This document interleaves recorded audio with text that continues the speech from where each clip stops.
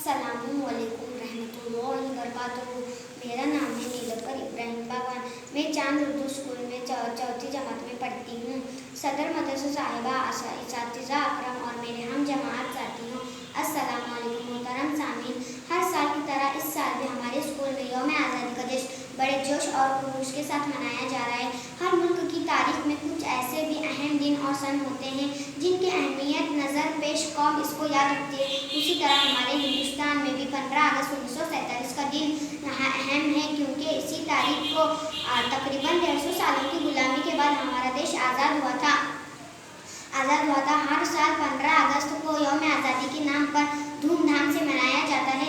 इस दिन की हैसियत एक कौमी त्यौहार की है। अपनी छोटी सी शेर के साथ अपनी तकरीर ख़त्म कर देती हूँ। देश के भक्तों से ही देश की शान है, देश के भक्तों से ही देश की शान है, देश भक्तों से ही देश की मान है, देश भक्तों से ही देश की मान है। उस देश के फूल हैं यारो, उस देश के फूल हैं यारो, उस देश का नाम हिंदुस्तान है यारो, उस देश का नाम हिंदुस्तान है यारो। जय हिंद, जय महाराष्ट्र।